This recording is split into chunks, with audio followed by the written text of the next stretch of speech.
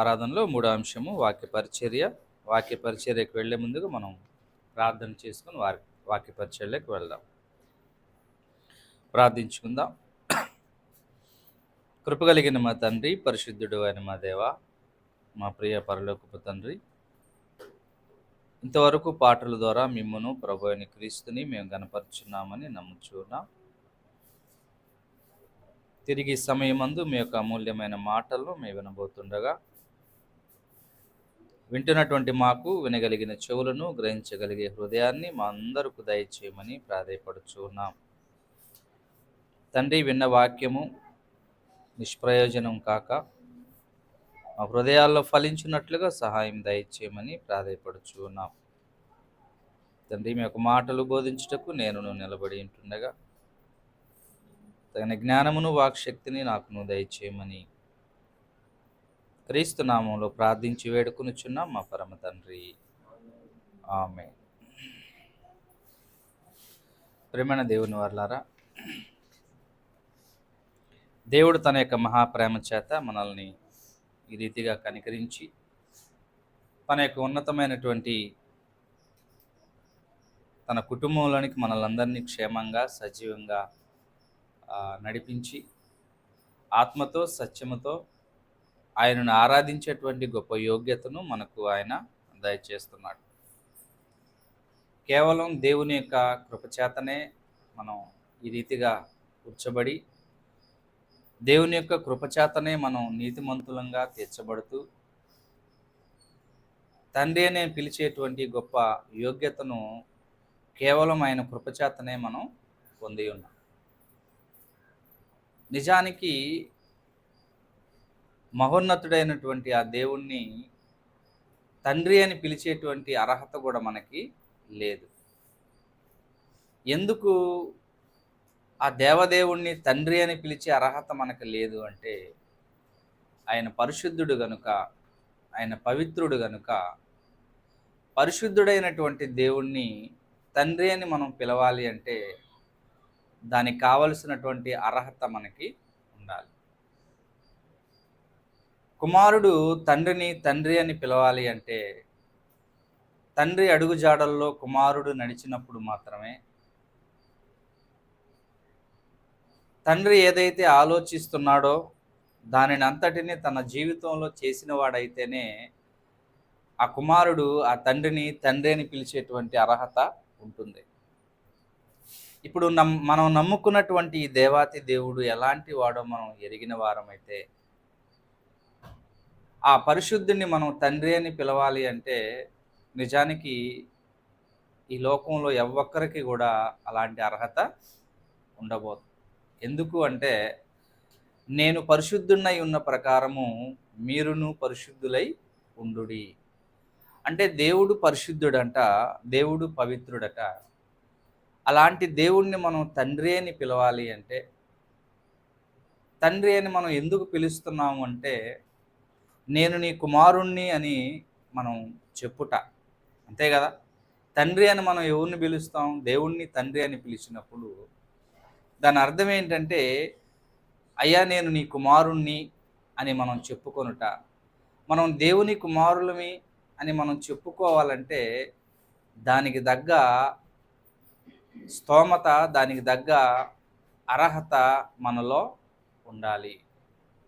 అయితే అది ఎందుచేతనో కూడా మనకి రాదు, దానిని మనం పొందలేము ఈ లోకంలో.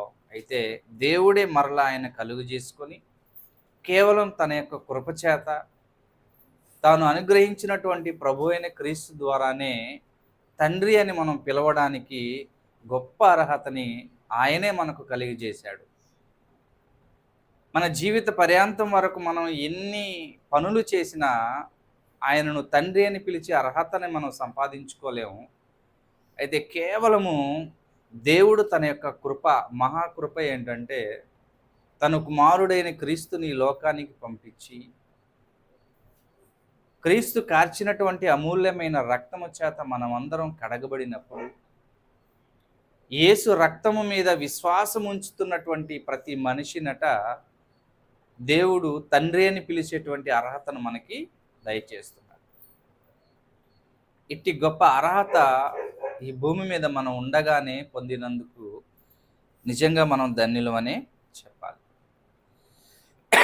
అయితే ఈరోజు మనం చెప్పుకునేటువంటి అంశం ఏంటంటే, యోహాను సువార్త 13వ అధ్యాయము 21 నుంచి 30 వచనం వరకు ఉన్నటువంటి ఆ టెక్స్ట్లో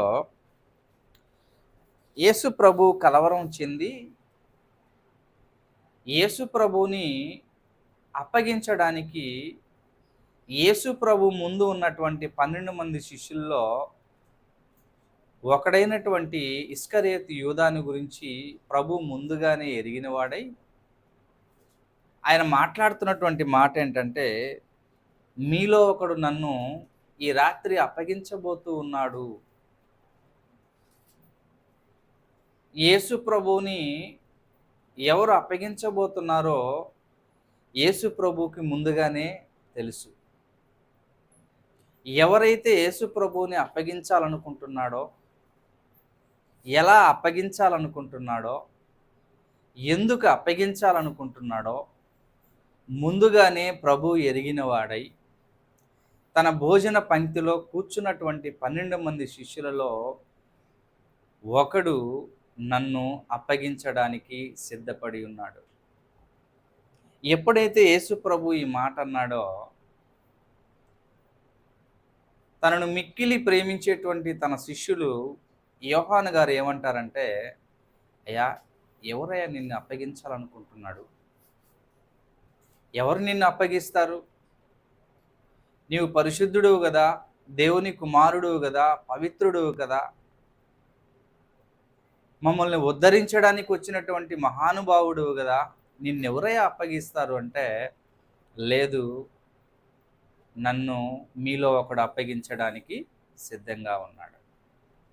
అయితే ఎవరో మాకు తెలియచేయనన్నప్పుడు యేసు ప్రభు ఏమంటాడంటే ఒక సూచన ఇస్తాడు. ఒక సూచన ఏంటి? ఆ సూచన అంటే, ఇప్పుడు నేను ముక్క ముంచి ఎవరికి ఇస్తానో వాడే నన్ను అప్పగిస్తాడు.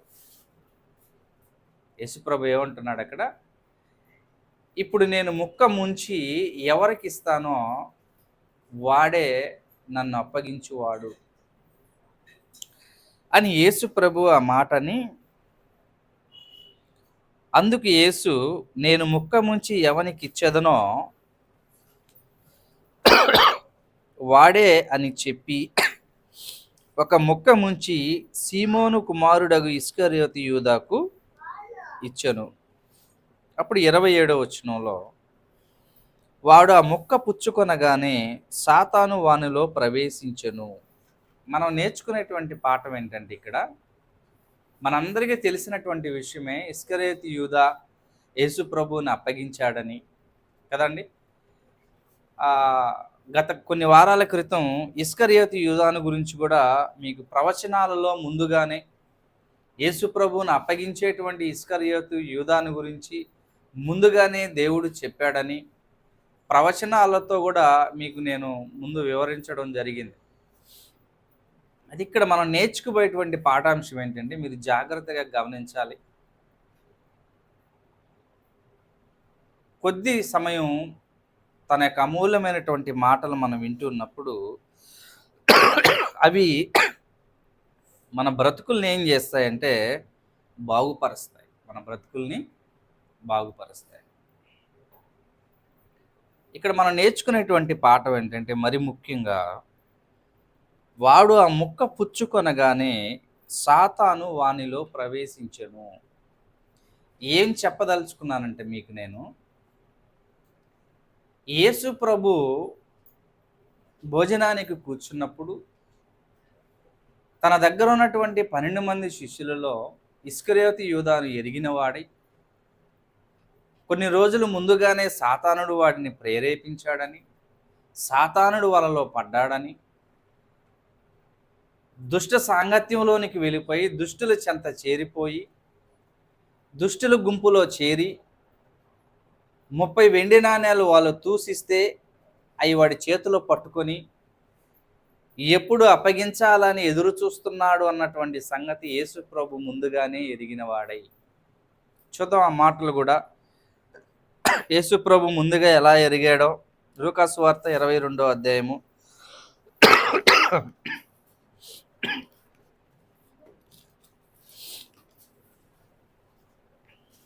3-4 వచనాలు చదువుదాం. 3, 4, 5, 6 వచనాలు. లూకా సువార్త 22వ అధ్యాయం 3వ వచనం నుండి. అంతటా 12 మంది శిష్యుల సంఖ్యలో చేరిన ఇస్కరియోతు అనబడిన యూదాలో సాతాను ప్రవేశించెను. కనుక వాడు వెళ్ళి ఆయనను వారికి ఎలాగో అప్పగింపవచ్చునో దానిని గూర్చి ప్రధాన యాజకులతోనూ అధిపతులతోనూ మాట్లాడెను. అందుకు వారు సంతోషించి వానికి ద్రవ్యమీయ సమ్మతించి. వాడికి ఏం చేశారంట? ద్రవ్యం ఇచ్చారు. ద్రవ్యం అంటే డబ్బులు ఇచ్చారు. ఎంత ఇచ్చారో ఏమి ఇచ్చారో కూడా మనం చూద్దాం. మత్తయి సువార్త 26వ అధ్యాయం 14వ వచనం. మత్తయి సువార్త 26వ అధ్యాయం 14-15 వచనాలు. అప్పుడు 12 మందిలో ఇస్కరియోతు యూదా ప్రధాన యాజకుల యొద్దకు వెళ్ళి, నేనాయనను మీకు అప్పగించిన ఎడల నాకేమి ఇత్తురని వారిని అడిగాను. అందుకు వారు 30 వెండి నాణెములు తూచి వానికిచ్చిరి. ఏం చేశారంట? 30 వెండి నాణ్యాలు తూసి వాడికి ఇచ్చారు. సాతానుడి చేత ప్రేరేపింపబడిన వాడై క్రీస్తుని వెంబడిస్తే భౌతికంగా ఏమీ దొరకదని ఎరిగిన వాడై, దానికి ముందుగా ఈ ఇస్కరియోతు యూదాకి యేసు ప్రభు దగ్గర ఉన్నటువంటి గొప్ప ఉద్యోగం ఏంటో తెలుసా? ఇస్కరియోతు యూదా దగ్గర, యేసు ప్రభు దగ్గర ఇస్కరియోతు యూదాకి ఉన్నటువంటి గొప్ప ఉద్యోగం ఏంటంటే ట్రెజరర్గా పనిచేస్తున్నాడు. యూదా ఏం పనంట? ట్రెజరర్గా పనిచేస్తున్నాడు. అంటే ఫైనాన్స్ విషయాలన్నిటినీ మరి ఇస్కరియోతు యూదా చూసుకుంటున్నాడు. ఫైనాన్స్ విషయాలు అంటే యేసు ప్రభు వీళ్ళు తిరుగుతున్నటువంటి ఈ టైంలో ఏదైతే వీళ్ళకి చందాలుగా కానుకలుగా వస్తున్నాయో ఇవన్నీ కూడా ఈ ఇస్కరియోతు యూదా దగ్గరే పెడుతూ ఉన్నారు. ఈ 12 మందిలో ఈ యూదా ట్రెజరర్గా పనిచేస్తున్నాడు. ధనాగారం అంతటి మీదకి అధికారిగా ఉన్నాడు ఈ ఇస్కరియోతు యూదా. అయితే విచిత్రం ఏంటంటే ఈ ఇస్కరియోతు యూదా చూస్తూ ఉన్నాడు. ఆ డబ్బు సంచిలో డబ్బు వచ్చి పడతా ఉంది, మళ్ళా పేదలకి పంచేస్తున్నాడు, అందరికి ఇచ్చేస్తున్నాడు, మళ్ళా ఖాళీ అయిపోతుంది. మళ్ళా డబ్బు సంచిలో డబ్బు పడుతుంది, మళ్ళా అదంతా ఖాళీ అయిపోతుంది. పేదలకంటాడు, వాళ్ళకంటాడు, వీళ్ళకంటాడు.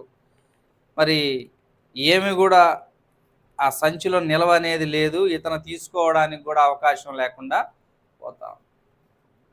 ధనాపేక్ష పరుడై, ధనాన్ని ఆశించినటువంటి వాడై, ఈ డబ్బు సంచిలో పడుతున్నది మళ్ళా వెళ్ళిపోతా ఉంది, తనకేమీ మిగలటం లేదు. చివరికి అనుకున్నాడు, చివరికి నాకు ఒట్టి సంచే మిగలబోద్దేమో అనుకున్నాడు. యేసు ప్రభుని వెంబడించుటలో యేసు ప్రభు యొక్క ఔన్నత్యాన్ని ఎరగనటువంటి వాడై, జీవాధిపతిగా వచ్చినటువంటి ప్రభువుని నిత్య జీవానికి నడిపించేటువంటి ఒక నాయకుడని గుర్తించక, యేసు ప్రభుని ఎలా గుర్తించాడంటే ఈ యూదా భౌతికంగానే గుర్తించాడు. డబ్బు వస్తూ ఉంది, పోతా ఉంది, వస్తూ ఉంది, పోతా ఉంది, మనకి ఏం మిగలటం లేదే, మనమేం కొనుక్కోవటం లేదే, మనకేమి లగ్జరీ జీవితం అనేది రావట్లేదే, ఈయన ఎకాడికి సంచిలో డబ్బు పడుతుంటే మళ్ళా తీసుకుపోయి పేదలకి ఇచ్చే అంటాడు, వాళ్ళకి ఇచ్చే అంటాడు, వీళ్ళకి ఇచ్చే అంటాడు, చివరికి ఒట్టి సంచి మిగులుతా ఉంది ప్రతిసారి అని డబ్బు మీద వ్యామోహం చెందినటువంటి వాడే ఇస్కరియోతు యూదా ఇక ఒక నిర్ణయానికి వచ్చాడు. చివరిగా ఈయనని నమ్ముకుంటే నాకు ఖాళీ సంచే ఉంటుంది, కాబట్టి ఇలా కాదు, నేను ఏదో ఒక విధంగా మరి నేను డబ్బు సంపాదించాలని ఆలోచన, సాతానుడు వీడి మదిలో పుట్టించాడు. సాతానుడి యొక్క ప్రేరేపింపబడిన వాడై, సాతాను చేత, లూకాసు వార్తలు మనం అదేగా చదివాం, వాడు సాతాను చేత ప్రేరేపింపబడిన వాడై యేసు ప్రభువుని అప్పగించడానికి వెళ్ళిపో, నీకు డబ్బు దొరుకుతుంది అనే ఆశ చూపించినప్పుడు యేసు ప్రభుని చంపాలని ఎవరైతే చూస్తున్నారో ఆ ప్రధాన యాజకుల దగ్గరికి వెళ్ళిపోయాడు. వెళ్ళిపోయి అక్కడ అడుగుతున్నాడు, నేను ఆయన అప్పగిస్తాను, నాకేమి ఇస్తారు? అప్పగిస్తాను. అప్పుడు 12 మందిలో నొకడగు ఇస్కరియోతు యూదా ప్రధాన యాజకుల యొద్దకు వెళ్ళి, నేను ఆయనను మీకు అప్పగించిన ఎడల నాకేమి ఇత్తురని వారిని అడిగాను. ఏమిస్తారు? ఆయన పట్టుకోవాలని మీరు ఎదురు చూస్తున్నారు కదా, నేను పట్టిస్తాను, నాకేమిస్తారు?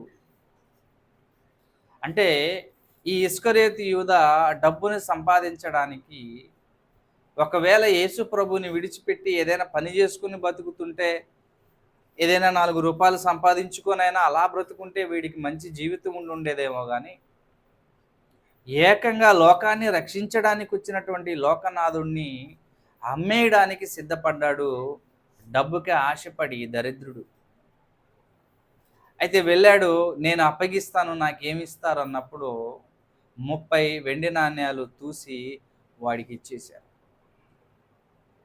ఒక బానిస విలువ 30 వెండి నాణ్యాలు. ఆ రోజుల్లో ఒక బానిసని మనం కొనాలంటే ఆ రోజుల్లో 30 వెండి నాణ్యాలతో కొనేసేవాళ్ళు ఒక బానిసని కొనాలంటే.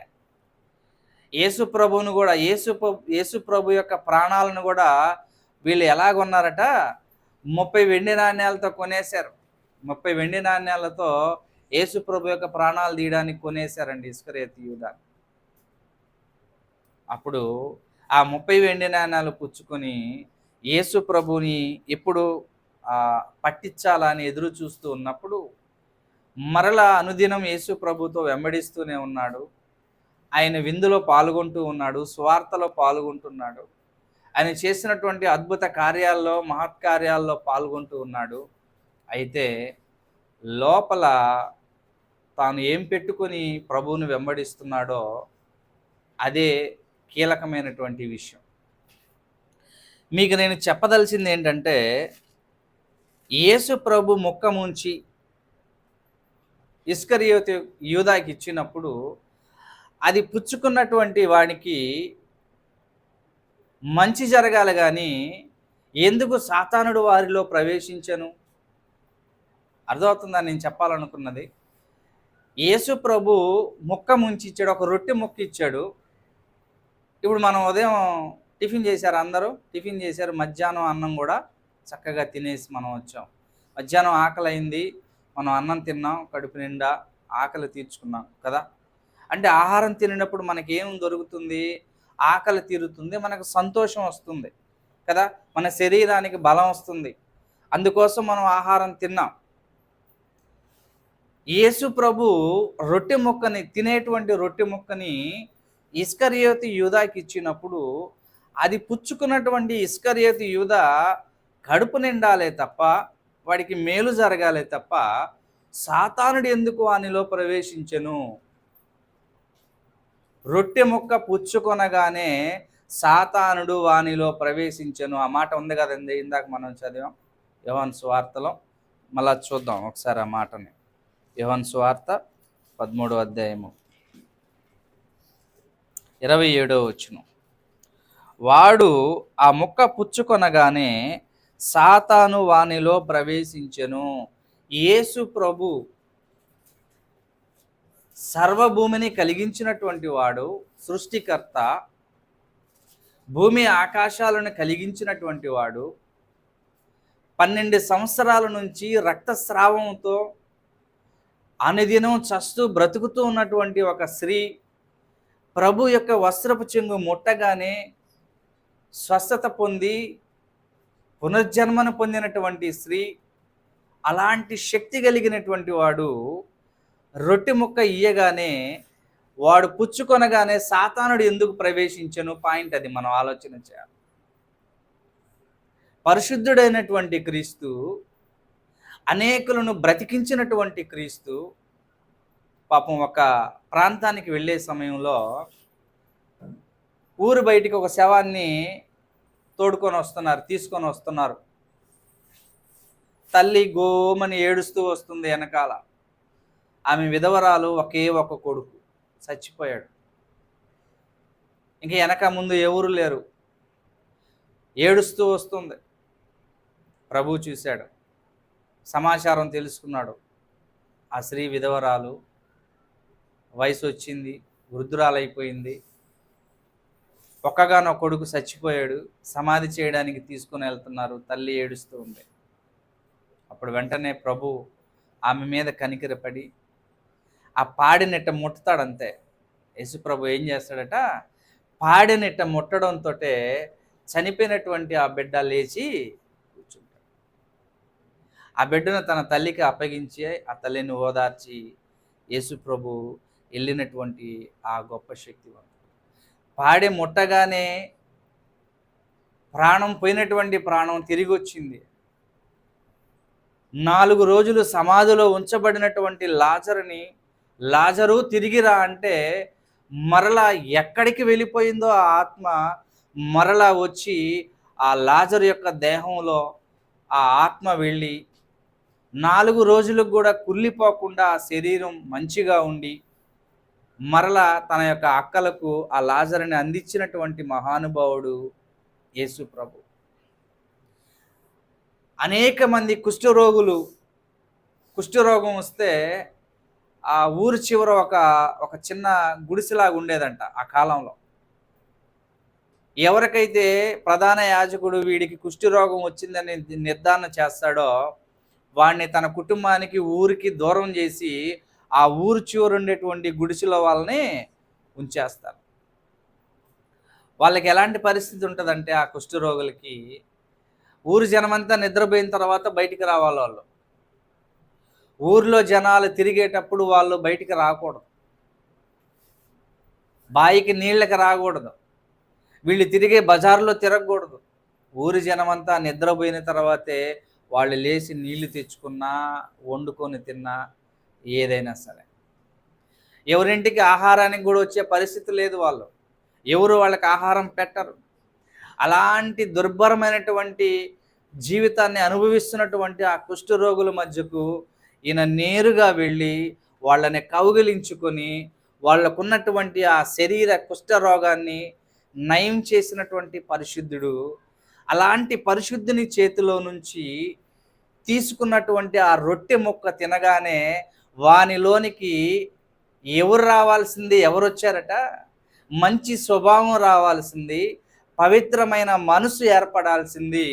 సాతానుడు ఎలా దూరెను, అది పాయింట్ ఇక్కడ. ఎలాంటి వాడు యేసుప్రభు, ఎలాంటి శక్తిమంతుడు యేసుప్రభు, ఎలాంటి పరిశుద్ధుడు యేసుప్రభు.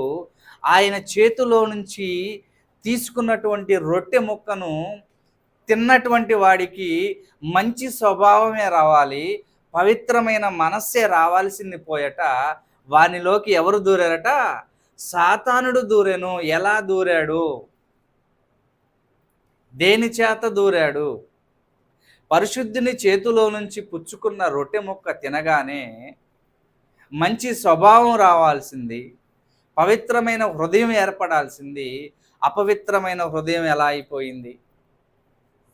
దుష్ట హృదయం ఎలా అయిపోయింది?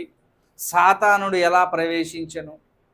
అసలు ఎలా జరుగుతుంది ఆ సిచ్యువేషను మనం ఈరోజు నేర్చుకోబోతూ ఉన్నాం. ప్రేమైన దేవుని వారలారా, అనేక సంవత్సరాల నుంచి దేవుని వాక్యాన్ని మనం వింటున్నాం. ప్రభు బల్లలో మనం చేయి వేస్తున్నాం. ఆయన రక్తాన్ని మనం పానం చేస్తున్నాం. ఆయన ఔషధాన్ని మనం పుచ్చుకుంటున్నాం. అయితే మనలో సాతానుడు యొక్క క్రియ మనలో ఎందుకు కనబడుతూ ఉంది? ఇస్కరియోతు యూదా 3.5 సంవత్సరాలు ప్రభువుని వెంబడిస్తే ప్రభువు చేసినటువంటి మహత్కార్యాలను, ఘనకార్యాలను, సూచక క్రియలను 5 రొట్టెలు 2 చేపలతో 5,000 మందికి ఆహారాన్ని పంచినప్పుడు వారి మధ్య ఉన్నటువంటి ఇస్కరియోతు యూదా ఆయనను గురించి ఎలా తన మనసులో పెట్టుకున్నాడో మనకు అర్థమవుతుందండి. నిజానికి యేసు ప్రభుని ఎలా నేర్చుకున్నాడు ఇస్కరియోతు యూదా? నిజంగా యేసు ప్రభుని యేసు ప్రభువుగా కానీ గుర్తించుంటే, దేవుని కుమారుడిగా గుర్తించుంటే, దేవుని కుమారుడిగా మహిమపరిచిగా నుండుంటే ఇస్కరియోతు యూదా వానిలోకి ప్రభు ముక్క ముంచినప్పుడు మంచి స్వభావం రావాలే తప్ప సాతానుడు వారిలోకి ప్రవేశించకూడదు. ప్రవేశించడానికి గల కారణం ఏంటో మనం సూచనగా మనం నేర్చుకోవాలి. లేకపోతే మనం కూడా కాలగర్భంలో ఏమైపోతామంటే చనిపోయేదాకా సంఘంలో ఉన్నట్టుగానే, దేవుణ్ణి ఆరాధించినట్టుగానే, బైబిల్ చేతపట్టుకున్నట్టుగానే, ప్రభు బలలో చేయి వేస్తున్నట్టుగానే ఉంటాం అంతే. కానీ చివరి రోజున మనకి తేలిపోద్ది ఇదంతా మనం క్రమంగా చేయలేదు అని. ఇదంతా క్రమంగా మనం చేయలా. ఇస్కరియోతు యూదా ఎన్ని కార్యాలలో పాల్గొన్నాడో, అయితే చివరికి ఇస్కరియోతు యూదా ఏమైపోయాడంటే సాతానుడు వలలో పడిపోయాడు. ఎందుకు సాతానుడు వలలో ఇస్కరియోతు యూదా పడ్డాడు? ప్రభు మొక్కని ఇచ్చినప్పుడు ఆ పవిత్రమైనటువంటిది ఆ చేతిలో నుంచి పుచ్చుకున్నటువంటి వాడు ఆ ముక్క తినగానే పవిత్రమైన మనస్సాక్షి రావాలి, తనలో ఉన్నటువంటి కల్మషం అంతా పోవాలి. అలాంటిది సాతానుడు ఎందుకు ప్రవేశించాడు? ఆలోచన చేయండి. ఎందుకు సాతానుడు ప్రవేశించాడు? వాడు ముఖం పుచ్చుకొనగానే సాతానుడు వానిలో ప్రవేశించను గనుక వాడు బయటికి వెళ్ళిపోయాడు. యేసుప్రభు అంటాడు అక్కడ, నువ్వు చేయుచున్నది త్వరగా చెయ్యి, నువ్వు చేయుచున్నది త్వరగా చెయ్యి అని అంటాడు. అంటే ఇస్కరియోతు యూదా ఏమి చెయ్యాలని నిర్ణయించుకున్నాడో అది ముందుగా యేసు ప్రభు ఎరిగిన వాడై మరి ఇస్కరియోతు యూదాని ఎలా ప్రేమిస్తున్నాడో చూడండి.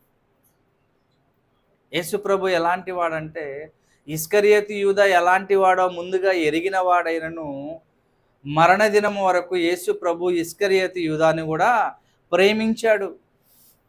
మరణ దినం వరకు కూడా ఛాన్స్ ఇస్తూ వచ్చాడు. ఇస్కరియోతు యూదాకి ఛాన్స్ ఇస్తున్నాడు, ఉపయోగించుకో అంటున్నాడు. అయితే చివరకు తాను అనుకున్నదే నెరవేర్చాడే తప్ప ఏ కోశాన కూడా 1% కూడా ప్రభు వైపుకి తన యొక్క మనసుని నిలుపుకోలేదు.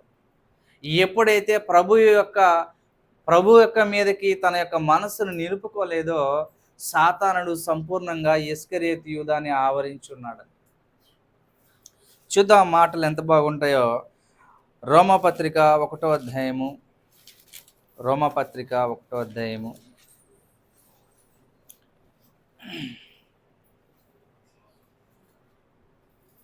21-22 వచనాలు మనం చదువుకుందాం. వారు దేవునిని ఎరిగియు ఆయనను దేవునిగా మహిమపరచలేదు, కృతజ్ఞతాస్తుతులు చెల్లింపను లేదు గాని తమ వాదముల యందు వ్యర్థులైరి. ఇక్కడ ఇశ్రాయేలు ప్రజల గురించి పౌలు గారు రోమాలో ఉన్నటువంటి సంఘంలో ఉన్నటువంటి ఇశ్రాయేలు గురించి రాస్తూ, ఇశ్రాయేలు ప్రజలట దేవుణ్ణి ఎరిగారట. బాగా వినాలి మీరు. దేవుణ్ణి ఎరిగారట, దేవుడి శక్తి ఏంటో చూశారంట, ఆయన చేసినటువంటి మహత్కార్యాలు, బలమైన కార్యాలు, ఘనకార్యాలన్నిటినీ చూసినటువంటి వారట కళ్ళారా. అయితే దేవునిని ఎరిగి కూడా ఎలాంటి వాడో అని ఎరిగి కూడా దేవునిని దేవునిగా ఏం చేయలేదట, వాళ్ళు మహిమపరచలేదు. వాళ్ళు దేవుని గురించి సంపూర్ణంగా ఎరిగిన వారై, కళ్ళతో చూసిన వారై, చెవులతో విన్నవారై, తమ యొక్క జీవితంలో దేవుడు వారి జీవితంలో చేసినటువంటి మహత్కార్యాలను ఇశ్రాయేలు ప్రజలను 430 సంవత్సరాలు కట్టు బానిసలుగా ఉన్నటువంటి ఆ ఐగుప్తు దేశంలో నుంచి, ఆ ఇనప కొలిమిలో నుంచి దేవుడు తన యొక్క బాహుబలము చేత ఎలాగో రప్పించాడో, ఆ ఐగుప్తు దేశం యొక్క అధినేతని, ఆ రాజుని గడగడ వణికించాడో, ఈ కార్యాలన్నిటినీ స్పష్టంగా ఇశ్రాయేలు ప్రజలు ఎరిగిన వారై, దేవుని గురించి ఎరిగిన వారై, వీళ్ళు ఏం చేయలేదంటే దేవునిని దేవునిగా మహిమపరచలేదు. ఎరిగారంట గాని మహిమపరచలేదు. ఎందుకు మహిమపరచలేదు కారణం? ఎరిగారు, ఆయన అద్భుత కార్యాలు చూస్తున్నారు, ఆయన ఘనకార్యాలన్నిటిని చూశారు, ఆయన బాహుబలాన్ని చూశారు. ఇశ్రాయేలు ప్రజలు ఐగుప్తు దేశంలో ఉన్నట్టు సమయంలో ఐగుప్తు ఫరో యొక్క లేకపోతే ఐగుప్తుల యొక్క ప్రథమ సంతానం మొత్తాన్ని దేవుడు చంపుతూ ఉన్నప్పుడు అదే ఊరిలో ఉన్నటువంటి తన ప్రజలలో ఏ ఒక్కరు కూడా మరణం అందకుండా ఆయన ఎలా ఐగుప్తీయుల యొక్క పెద్ద కుమారులందరినీ చంపాడో, నీళ్లను రక్తంగా ఎలా మార్చాడో, పందుకుక్కలను ఆ దేశంలోనికి పంపించి ఐగుప్తుల యొక్క పొలం పంటలన్నిటిని ఎలా నాశనం చేశాడో, మిడతల దండును పంపించి ఎలా ఆహారం మొత్తాన్ని నాశనం చేశాడో, వీటన్నిటినీ చూసినటువంటి ప్రజలు దేవుణ్ణి దేవునిగా ఎరిగిన వారై వీళ్ళు ఏం చేయలేదంటే ఆయనను దేవునిగా మహిమపరచలేదు. ఎరిగిన వారై మహిమపరచలేదు. పడకపోవడానికి కారణం ఏంటో, రీజన్ ఏంటో మనం కింద 22వ వచనాన్ని మనం చదువుదాం. ఎందుకు చాలు. వారి హృదయం ఎలాంటిదట? వారి హృదయము మొదట అవివేకమైన హృదయము. ఒకటి, వారి హృదయము అవివేకమైనది.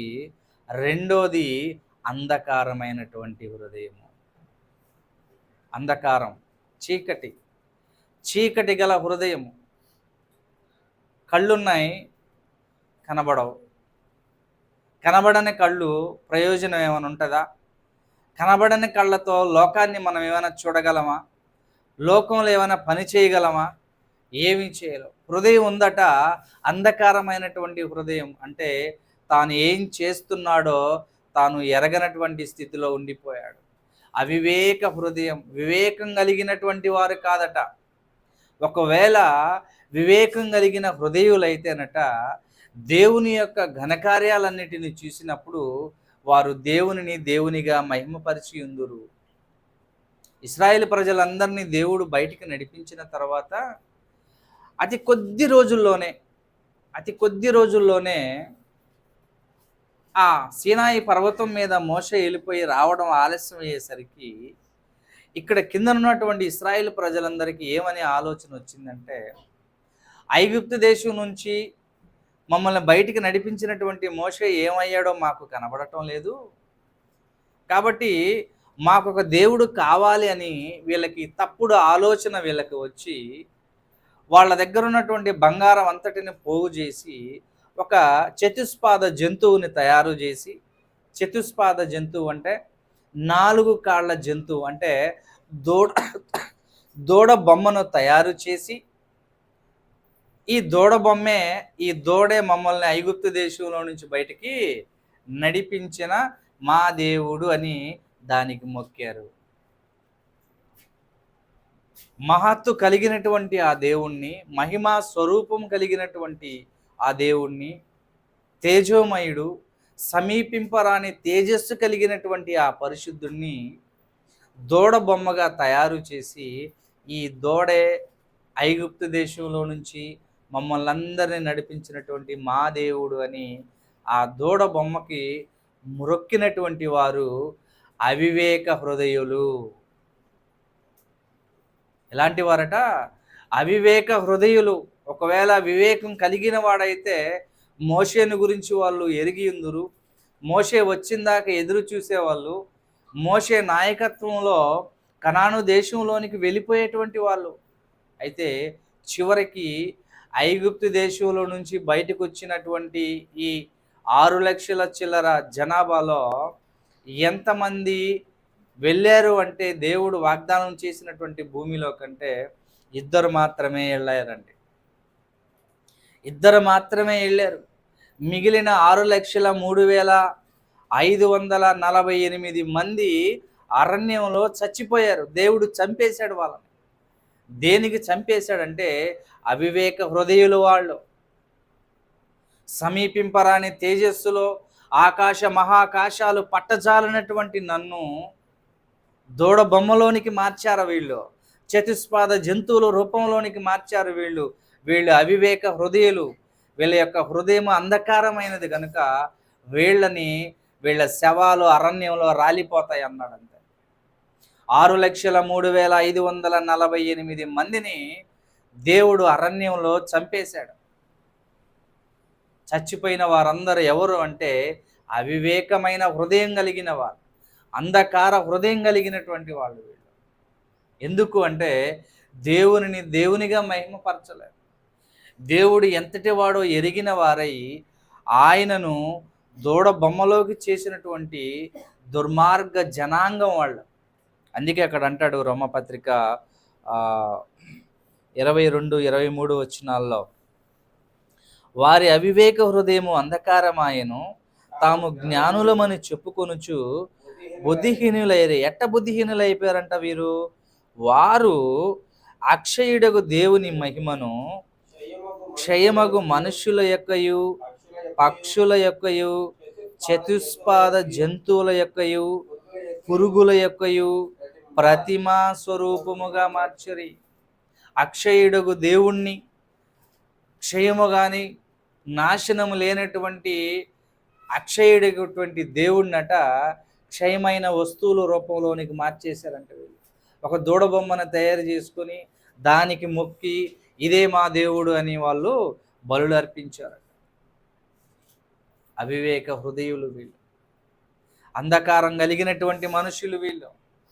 జ్ఞానులు అనుకున్నారు కానీ బుద్ధిహీనులైపోయారు వీళ్ళు, బుద్ధిహీనులైపోయారు. అలాంటి వారందరినీ నేను వాగ్దానం చేసినటువంటి నా పవిత్రమైన భూమిలోనికి వీళ్ళని నేను వెళ్ళనివ్వను. వీళ్ళు వెళితే అక్కడ కూడా నాశనం చేసేస్తారు వీళ్ళు. కాబట్టి వీళ్ళని అక్కడికి వెళ్ళనీయక ఈ అరణ్యంలోనే నేను చంపేస్తాను. 40 దినాలలో వెళ్ళిపోవలసినటువంటి ఆ ప్రయాణాన్ని 40 సంవత్సరాలు మార్చాడు దేవుడు.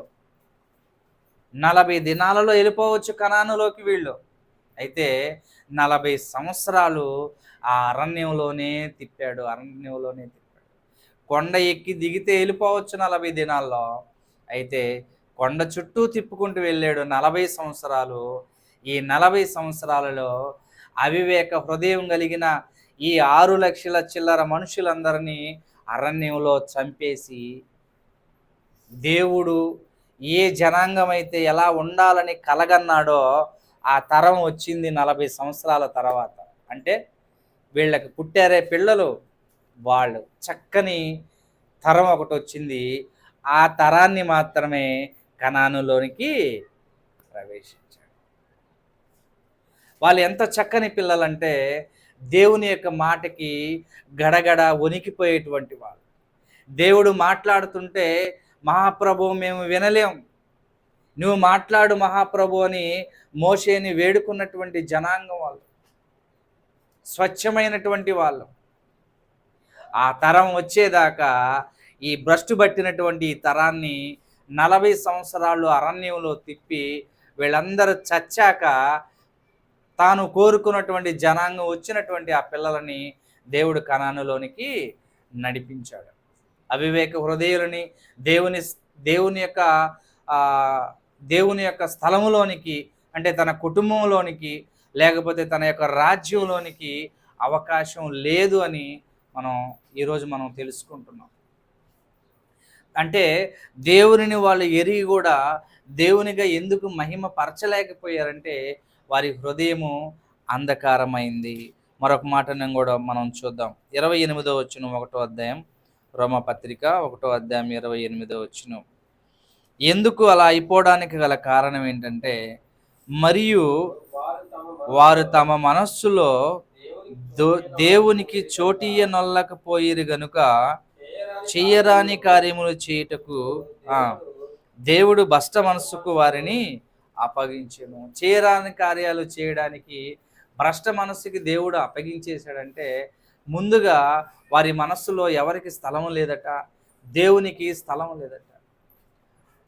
తమ మనస్సులో దేవునికి చోటీయ నొల్లకపోయిరి గనుక ఇస్కరియోతు యూదా యేసు ప్రభుతో 3.5 సంవత్సరాలు తిరుగుతూ ఉన్నాడు కానీ వాడి మనసంతా డబ్బు సంచి మీదే ఉందే తప్ప లోకాన్ని రక్షించడానికి, ఆత్మలను రక్షించడానికి వచ్చినటువంటి యేసు ప్రభువు మీద, దేవుని కుమారుడి మీద వాడికి మనస్సు లేదు. ఈ 3.5 సంవత్సరం డబ్బు సంచి మీదే ఉంది కానీ వాడి మనస్సంతా యేసు ప్రభువు మీద లేదు. ఆత్మ రక్షణకి సంబంధించి అనేక అద్భుతమైనటువంటి పరలోకపు సంగతులను యేసు ప్రభు ప్రసంగిస్తుంటే ఆ మాటల మీద వాడికి మనస్సు లేదు కానీ వాడు తగిలించుకున్న డబ్బు సంచి మీదే వాడికి మనస్సు ఉంటుంది. ఎప్పుడు చూసినా వాడికి ఆ డబ్బు సంచిని తౌడుకోవడమే సరిపోయి ఉంటుంది బహుశా, అంతే కదండి.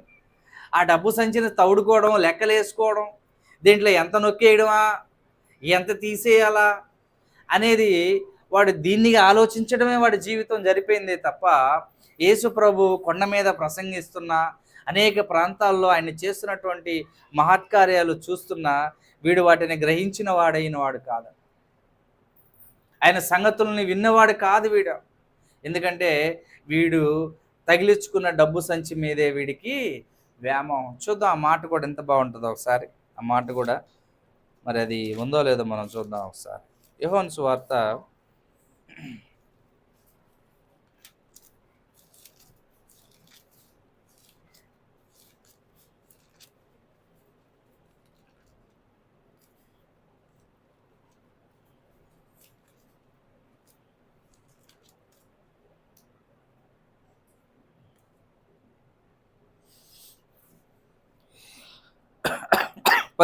12వ అధ్యాయము, యోహాను సువార్త 12వ అధ్యాయము మొదటి వచనాల నుంచి మనం చదువుకుందాం. యేసు తాను మృతుల్లో నుండి లేపిన లాజరు ఉన్న బేతనియాకు పస్కా పండుగకు 6 దినములు ముందుగా వచ్చెను. అక్కడ వారు ఆయనకి విందు చేసిరి. మార్త ఉపచారము చేసెను. లాజరు ఆయనతో కూడా భోజనమును కూర్చున్న వారిలో ఒకడు. అప్పుడు మరియా మిక్కిలి విలువగల అచ్చ జటమాంసి అత్తరు సేరున్నరేత్తు తీసుకొని యేసు పాదములకు పూసి తన తల వెంట్రుకలతో ఆయన పాదములు తుడిచెను. ఇల్లు అత్తరు వాసనతో నిండెను. ఆయన శిష్యులలో ఒకడు అనగా ఆయనను అప్పగింపనయ్యున్న ఇస్కరియోతు యూదా ఈ అత్తరెందుకు 300 దేరానములకు అమ్మి బీదలకు ఇయ్యలేదనెను. వాడిలాగు చెప్పినది బీదల మీద శ్రద్ధ కలిగి కాదు గాని వాడు దొంగ అయ్యుండి తన దగ్గర డబ్బు సంచి ఉండినందున అందులో వేయబడినది దొంగిలించుచూ వచ్చెను గనుక. ఎందుకంట యేసుప్రభువు లాజరుని లేపాడు. అప్పుడు ఈ పండగ వచ్చింది, పస్కా పండుగ ముందే 6 దినాల ముందుగానే ఆ గ్రామానికి వెళ్ళాడు మళ్ళీ యేసుప్రభు. వీళ్ళు ఏం చేశారంటే మార్త, మరియా, లాజరు ఆయనకు తన ఇంటికి పిలిచి చక్కగా ఆతిథ్యం ఇద్దామని ఆయన్ని ఆహ్వానించారు. ఆహ్వానించినప్పుడు మార్త పరిచర్య చేస్తుంది, ఆ భోజనాలన్నీ తేవడం, వడ్డించడం ఇవన్నీ మంచిగా చేస్తుంది. లాజరు తనతో కూర్చున్నాడు. అక్కడ ఉన్నటువంటి జనాలందరూ కుమ్ముగూడు వచ్చేసారు. ఎందుకు వచ్చారంటే యేసుప్రభుని చూడడానికి, అలాగే మృతుల్లో నుండి లేచిన లాజరును కూడా చూడడానికి వచ్చి చేరారు. అక్కడ మృతుల్లో నుంచి లేచాడు ఒక వ్యక్తి, చనిపోయి తిరిగి లేచాడంట లాజరు. ఆశ్చర్యంగా మరి చూడడానికి అక్కడ ఉన్నటువంటి ప్రజలందరూ వచ్చారండి. వచ్చినప్పుడు మరీ ఏం చేస్తుందంటే ఒక సేరున్నర అచ్చ జటామాంసి విలువైనది అత్తరు తీసుకొని వచ్చి తన పాదాలకు కడిగి తల వెంట్రుకలతో తుడిచింది. అప్పుడు ఆ అత్తరంతా స్మెల్తో ఇల్లంతా గుమగుమలాడిపోతుంది. అప్పుడు ఇస్కరియోతు యూదా ఏమంటున్నాడంటే, ఎందుకు అనవసరంగా ఈ అత్తరని నేలపాలు చేసింది ఈమె, అది అమ్మేసి బీదలకి ఇవ్వచ్చు కదా అని తన మనసులో అనుకుంటున్నాడు. అనుకుంటున్నప్పుడు యేసుప్రభు కింద స్టేట్మెంట్ ఏమి ఇచ్చాడంటే, వీడికి బీదల మీద కనికరం దయ ఉండి కాదు ఈ మాట అంటుంది, ఎవరైనా ప్రేమించి డబ్బు తీసుకొని వచ్చి, ఇదిగో ప్రభు, అదిగో మా తరపున ఇదిగో 10,000 ఇచ్చాం అని ఎవరైనా ఇచ్చారనుకో, ఈ 10,000 యేసు ప్రభు ఎవరి చేతికి ఇవ్వాలా? ఇస్కరియోతు యూదాకి ఇవ్వాలా? ఇదిగో నాయన, నువ్వే కదా ట్రెజర్ అని. ఈ 10,000 లోపల పడినప్పుడు ఈడేం చేస్తాడు? కొద్ది రోజుల తర్వాత ఈ 10,000లో మనం ఎంత దడివేద్దాం అనేది చూస్తున్నాం. అదే కదండి రాయబడింది. బీదల మీద వాడి కనికరం ఉండి కాదంట, వాడు ఇలాగ చెప్పినది బీదల మీద శ్రద్ధ కలిగి కాదు కానీ, వాడు దొంగ అయి ఉండి తన దగ్గర డబ్బు సంచి ఉండినందున అందులో వేయబడినది దొంగిలించుచూ వచ్చిను కనుక. దొంగిలిస్తూ వస్తున్నాడంటే వీడు. కాబట్టి పేదల్ని కనికరించవచ్చు కదా అనే మాట వీడు చెప్తున్నాడు. అంటే డబ్బు సంచిని యేసు ప్రభు ఇస్కరియోతు యూదాకి ఇచ్చాడు. ఈ 3.5 సంవత్సరం వీడి మనసంతా డబ్బు సంచి మీదే ఉంది. ఏమి దొంగ లెక్కలు చెప్దామా, ఎంత ఎంత నొక్కేద్దామా అనేది వీడి ఆలోచన అంతా ప్రతిరోజు ఆ డబ్బు సంచి మీదే ఉందే తప్ప యేసు ప్రభు చేసే మహత్కార్యాల మీద లేదు. యేసు ప్రభు నోట నుంచి వచ్చు మాట, మహత్తు కలిగినటువంటి ఆ మాట ఏం చెప్తున్నాడా అని వినే ధ్యాస వాడికి లేదు ఇస్కరియోతు యూదాకి. అందుకే 3.5 సంవత్సరాలు యేసు ప్రభుని వెంబడించినా కూడా చివరికి యేసు ప్రభుని అమ్మాలని సాతానుడితో ఎందుకు చేయగలిపాడు? ఈ 3.5 సంవత్సరంలో ఈయన చేసినటువంటి ఘనకార్యాల్లో, ఈయన బోధించినటువంటి బోధలో ఏ ఒక్క మాట కూడా ఇస్కరియోతు యూదాని పట్టుకోలేదా? బాగా వినాలి మీరు. 3.5 సంవత్సరాలలో ఎన్ని అద్భుతాలు యేసు ప్రభు చేశాడో, ఎన్ని మాటలు చెప్పాడో, వీటిల్లో ఏ ఒక్కటి కూడా ఇస్కరియోతు యూదా మనస్సుని పట్టుకోలేదా, తగులుకోలేదా?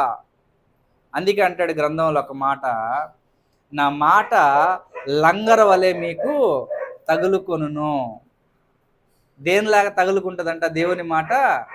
లంగర్ వలె తగులుకుంటుంది. ఎంత పెద్ద ఓడైనా సరే దాన్ని నిలబెట్టాలంటే నీళ్ళలోకి ఏమేయాలట? లంగర్లు వేస్తారు. ఇట్లా ఉంటాయి ఒకే అలాగా లంగరు. ఎంత పెద్ద కోట్ల రూపాయలు విలువ చేసి అయినా సరే అవి నీళ్ల మీద అవి ఉండాలంటే వాటి చుట్టూ లంగర్ల కింద వేయాల్సిందే. ఈ లంగర్లు వెళ్ళి కింద నేలలో తగులుకుంటేనే తప్ప మరి ఆ ఓడ అనేది నిలబడుతుంది. ఈరోజు మనము మన యొక్క మనస్సుని దేవుని స్వాధీనంలో ఉంచాలంటే, మన యొక్క మనస్సు అంధకారం కాకుండా దేవుని వైపు ఉండాలి అంటే నిలకడగా, మనకట దేవుని యొక్క మాట లంగర వలె తగులుకొని ఉంటుందట. లంగర వలె తగులుకొని ఉంటుంది. అంటే 3.5 సంవత్సరాలలో ఈ ఇస్కరియోతు యూదాకి ఎన్ని అద్భుతాలు యేసు ప్రభు చేశాడో, ఎన్ని మాటలు బోధించాడో, వీటన్నిటిలో ఏది కూడా తగులుకోలేదా? పాయింట్ ఇక్కడ. ఏది కూడా తగులుకోలేదా అంటే ఏది కూడా తగులుకోలేదు. ఎందుకు తగులుకోలేదు? ఎందుకు తగులుకోలేదంటే అసలు ధ్యాస ఉంచితే కదా. అర్థమవుతుందా? ధ్యాస ఉంచితే ఏదో ఒకటి తగులుకుంటుంది. లుదియా ఆసక్తిగా వింటుంది కాబట్టి ఒక మాట తగులుకుందాం ఆమెకి. ఏ మాట తగులుకుందో ఆ తగులుకున్న మాట కాడి నుంచి పౌలు యొక్క ప్రసంగాన్ని శ్రద్ధగా వింటుంది. ఏదో ఒక మాట తగులుకుంది ఆమెను. మరి 3.5 సంవత్సరాలలో ఇస్కరియోతు యూదాని మార్చటానికి ఏ మాట కూడా తగులుకోలేదంటే ఏది కూడా తగులుకోలేదండి. అందుకే చివరి దాకా ఛాన్స్ ఇచ్చిన యేసు ప్రభు చివరికి ఈ ఇస్కరియోతు యూదా యేసు ప్రభుని అమ్మాలని నిర్ణయం తీసుకున్నాడే తప్ప, యేసు ప్రభు చేతి నుంచి ముక్క పుచ్చుకున్నటువంటి ఇస్కరియోతు యూదా, పవిత్రమైన చేతుల్లో నుంచి పుచ్చుకున్నటువంటి ఆ ముక్కని తీసుకున్నటువంటి ఇస్కరియోతు యూదా చెడు మనసు పోయి మంచి మనసు రావాల్సింది పోయి సాతానుడు ఎలా దూరాడో ఆలోచన చేస్తాం. సాతానుడు దూరడానికి గల ఆలోచన ఏంటంటే, ప్రారంభం నుంచి కూడా 3.5 సంవత్సరాలలో ఏ విషయాన్ని కూడా ఇస్కరియోతు యూదా ఏం చేయలేదట? ఆయనను పట్టుకోలేదు. ప్రియమైన దేవుని పిల్లలారా, ఈరోజు కొన్ని సంవత్సరాలుగా దేవుని యొక్క మాటలు మనం వింటున్నాం. దేవుని యొక్క ఆత్మీయ ఆహారం మనం వింటున్నాం. ఇవి రొట్టె ముక్కలే మీరు అనుకుంటున్నారేమో. ఈరోజు మనం వింటున్నటువంటి ఈ మాట రొట్టె ముక్కలై మన హృదయంలోనికి చేరుతున్నప్పుడు, చేరినటువంటి ఈ రొట్టె ముక్కలు పుచ్చుకున్నటువంటి మనము, సాతానుడు వస్తున్నాడా మన లోపలికి? సాతానుడు వస్తున్నాడా? లేకపోతే దేవుని పరిశుద్ధాత్ముడు వస్తున్నాడో మనం ఆలోచన చేయాలి. ఎవరు మనలోకి వస్తున్నారో మనం ఆలోచన చేయాలి. ఇస్కరియోతు యూదా యేసు ప్రభు పరిశుద్ధమైనటువంటి తన చేతుల గుండా మొక్క పుచ్చుకున్నప్పుడు సాతానుడు ఎలా అయితే ఇస్కరియోతు యూదాలోకి ప్రవేశించాడో, ఈరోజు కొన్ని సంవత్సరాల నుంచి వాక్యాన్ని వింటున్నటువంటి మనము ఈ రొట్టె ముక్క మన హృదయంలోనికి వెళుతున్నప్పుడు సాతానుడు వస్తున్నాడా, పరిశుద్ధాత్ముడు మనలో నిలయంగా ఉన్నాడో మనం ఆలోచన చేయాలి. దాన్ని మనం పరీక్షణ చేయాలి, ఒకసారి పరీక్షించుకోవాలి. ఎవరు మనలో ఉన్నాడు? పరిశుద్ధాత్ముడు ఉన్నాడా, సాతానుడు మనలోకి వస్తున్నాడా? ప్రభు మొక్కను పుచ్చుకుంటున్నటువంటి మనము, ఈరోజు మనం వింటున్నటువంటి వాక్యము ప్రభు యొక్క శరీరము, ప్రభు యొక్క శరీరము, ఆయన యొక్క ఆత్మీయ ఆహారమే ఈరోజు మనం పుచ్చుకుంటూ ఉన్నాం. అయితే ఈ వాక్యము వెళుతున్నటువంటి మనము ప్రభు బల్లలో మనం చేయి వేస్తున్నాం. ప్రభువుని జ్ఞాపకం చేసుకుంటూ ఆయన పవిత్రమైన శరీరానికి సాదృశ్యంగా రొట్టె, పవిత్రమైన రక్తానికి సాదృశ్యంగా ద్రాక్షరసాన్ని పుచ్చుకుంటున్నటువంటి మనము, పుచ్చుకున్నటువంటి మనలోకి సాతానుడు వస్తున్నాడా, పరిశుద్ధాత్ముడు ఉన్నాడా? మీరే ఆలోచన చేయాలి, మీరే దాన్ని గ్రహించాలి. ప్రియమైన దేవుని వాళ్ళారా, ఇస్కరియోతు యూదాలోకి మరి రావడానికి గల కారణం ఏంటంటే, 3.5 సంవత్సరాల యేసు ప్రభుతో తాను చేసినటువంటి జర్నీలో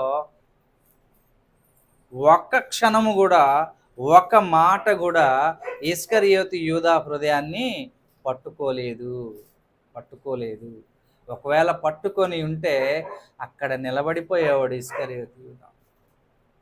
సాతానుడు ప్రేరేపించుంటుంటే, నేనేంట్రా నా ప్రభువుని అప్పగించేదేంటి, నా ప్రభు కొరకు ప్రాణాలు ఇవ్వడానికైనా వెళ్తానే తప్ప ప్రభువుని అప్పగిస్తానా? పేతురు వలె నిలబడి ఉండేవాడు ఇస్కరియోతు యూదా. పేతురు అంటాడు, ప్రభువా నీ కొరకు ప్రాణాలైనా ఇస్తానయ్యా. వాస్తవానికి పేతురు తన యొక్క అవధాన స్థితిలో వృద్ధుడైపోయిన తర్వాత పేతుర్ని సిలువ వేశారు తెలుసా? ప్రభు వలె పేతుర్ని కూడా సిలువ వేయడానికి తీసుకుపోయినప్పుడు పేతురు ఎలా మరణిస్తాడో యేసు ప్రభు పేతురుకి ముందుగానే తెలియజేశాడు. నా ప్రభు వలె నేను సిలువ వేయబడకూడదు, నన్ను తలక్రిందులుగా సిలువ వేయండి. ఎలా వేయమని కోరుకున్నాడట? తలక్రిందులుగా సిలువ వేయండి, కాళ్ళు పైకి, తల చేతులు కిందకి, తలకిందులుగా. ఎందుకంటే నా ప్రభువుని వేసినట్టుగా నేను సిలువ వేయబడాలి, అంత పరిశుద్ధుణ్ణి నేను కాదు, కాబట్టి నన్ను తలకిందులుగా సిలువ వేయండి అని సిలువ మరణం పొందినటువంటి వాడు మరి పేతురు. ప్రియమైన వాడు, నీ కొరకు మరణిస్తాను అన్నాడు, ప్రభు కొరకు మరణించాడు. మేమంతా నీ కొరకు మరణిస్తామని అన్నారు. యాకోబు చిరచ్ఛేదం చేయబడ్డాడు. ప్రభు సేవలో మరణించారు వాళ్ళు అలా మరణించడానికి గల కారణం ఏంటంటే, యేసు ప్రభుతో వాళ్ళు చేసినటువంటి ఆ 3.5 సంవత్సర జర్నీలో అనేకమైనటువంటి మాటలు వాళ్ళ హృదయాలకు తగులుకున్నాయి. వాళ్ళు లోకంలోనికి వెళ్ళిపోకుండా, దుష్టుని చేతిలోనికి వెళ్ళిపోకుండా అనేక మాటలు వారికి తగులుకున్నాయి, వాళ్ళ హృదయాలకు తగులుకున్నాయి. లంగర్ వలె నిలబడిపోయారు ప్రభు యొక్క మార్గంలో. ప్రభు కొరకు ప్రాణాలు ఇవ్వడానికి తెగించేశారు వాళ్ళు. కానీ ఇస్కరియోతు యూదా యేసు ప్రభు ప్రాణాలు తీయడానికి తెగించాడు. అర్థమవుతుందా? ఎందుకు ఇస్కరియోతు యూదా యేసు ప్రభు ప్రాణాలు తీయడానికి తెగించాడు అంటే, 3.5 సంవత్సరంలో ఏ ఒక్క క్షణం కూడా ప్రభు బోధించినటువంటి మాటలు కానీ, ఆయన చేసినటువంటి అద్భుతాలు కానీ ఇస్కరియోతు యూదాని పట్టుకోలేదు. ఈరోజు మనం కూడా అనేక సంవత్సరాలుగా దేవుని యొక్క వాక్యాన్ని వింటున్నటువంటి మనము, వాక్యమైనటువంటి ఈ జీవాహారము ఈ రొట్టెను పుచ్చుకుంటున్నటువంటి మనలో సాతానుడు ప్రవేశిస్తున్నాడా, పరిశుద్ధాత్ముడు మనలో నిలకడగా ఉన్నాడో మనం ఆలోచన చేయాలి.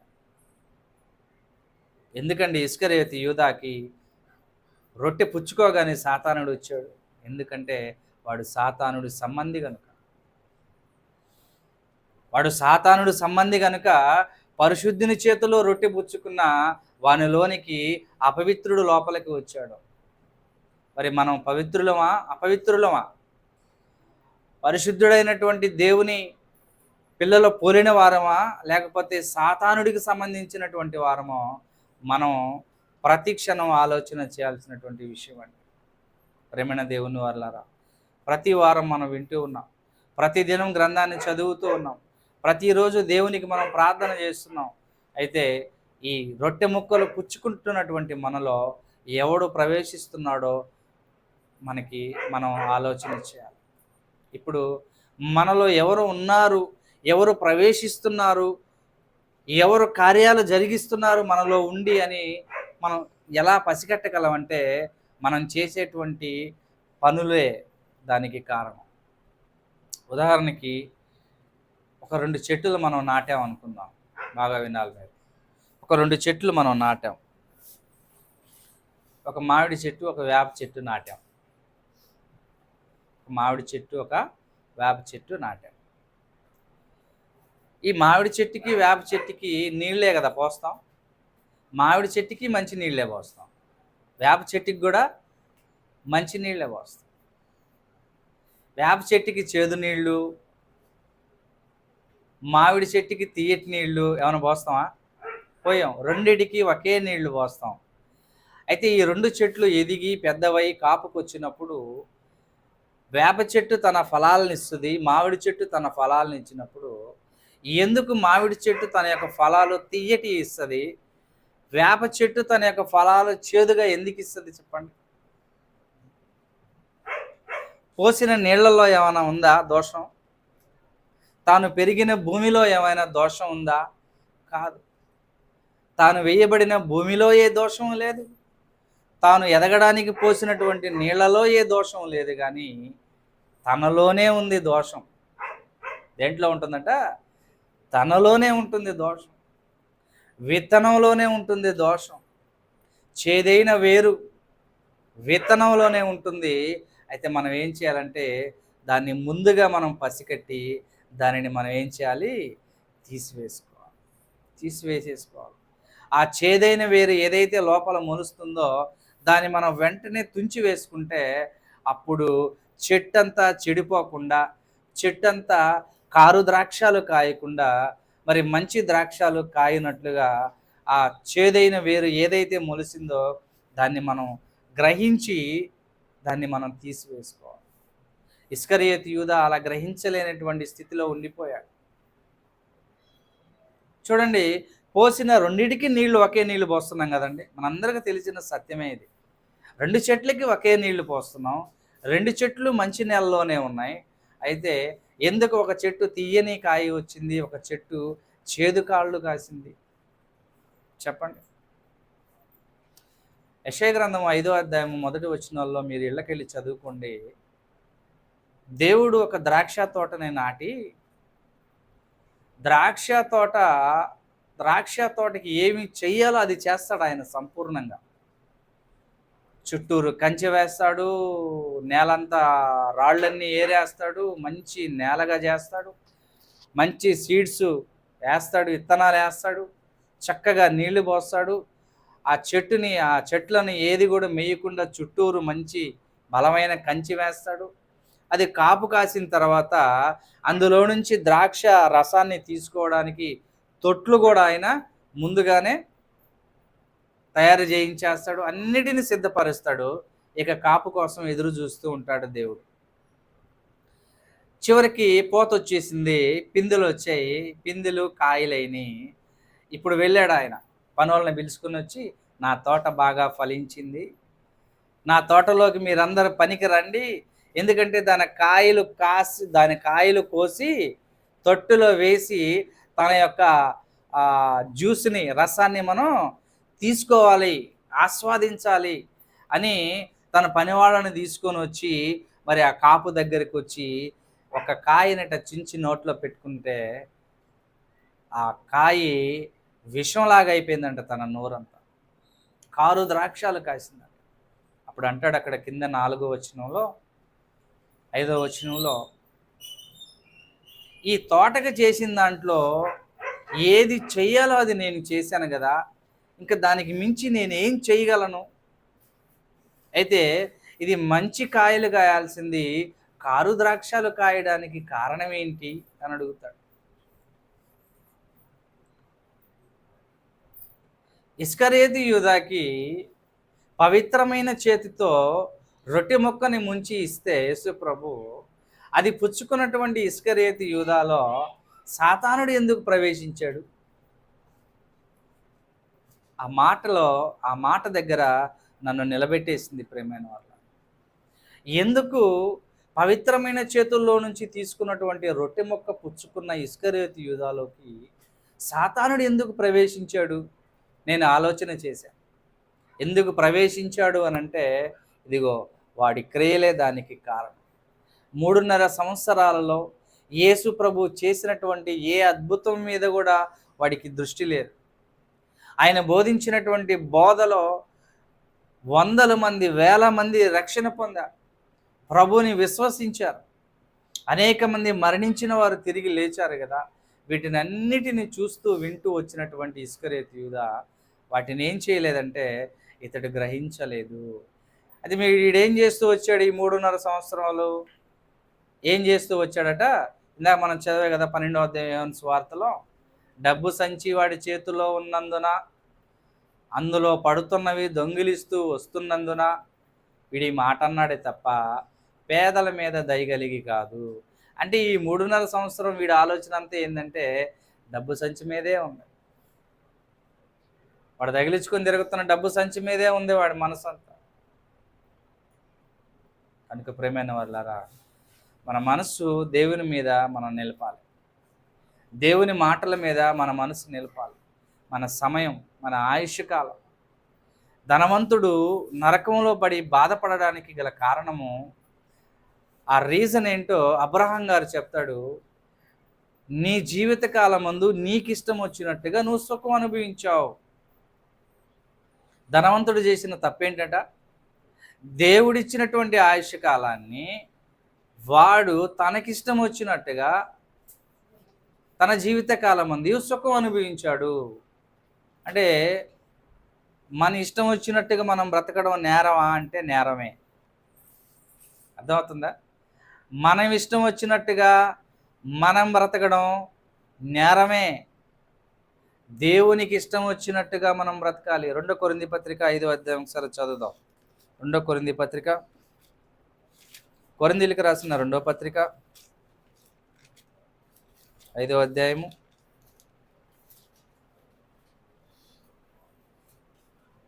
15వ వచనం.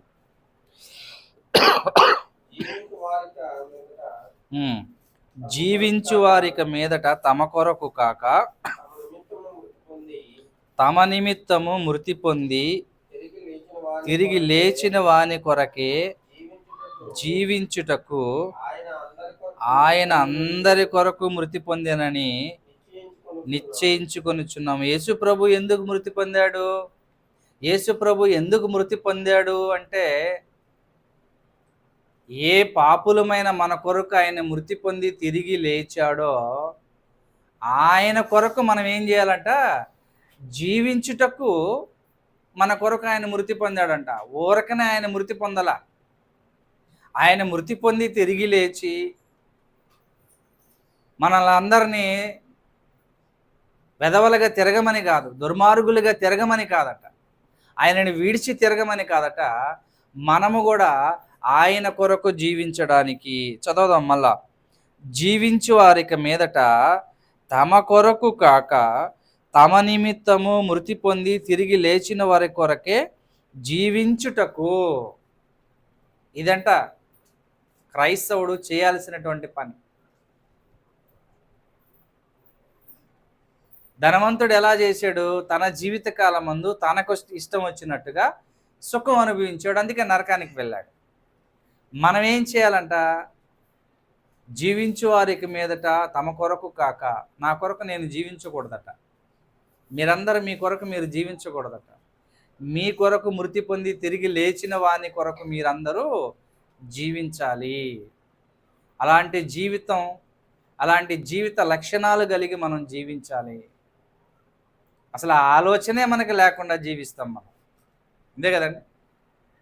అసలు యేసు ప్రభు నా కొరకు తిరిగి మరణించి తిరిగి లేచాడన్న ఆలోచనే లేకుండా జీవిస్తాం మనం. ఆ ఆలోచనే మనలో ఉండదు. కానీ ఇక్కడ అంటుంది లేఖనం, మన కొరకు మృతి పొంది తిరిగి లేచిన వాని నిమిత్తమే మీరు జీవించాలి.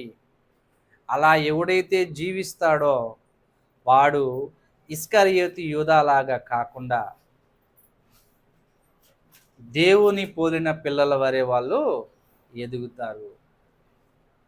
ఎలాగవుతారట వాళ్ళు? దేవుని పోలిన పిల్లలు, దేవుని పిల్లలు. పౌలు అంటాడు, నేను క్రీస్తును పోలి నడుచుకున్న ప్రకారం మీరు నన్ను పోలి నడుచుకో. మనం ఎవరు పోలి నడుచుకోవాలట? క్రీస్తును పోలి మనం నడుచుకోవాలి.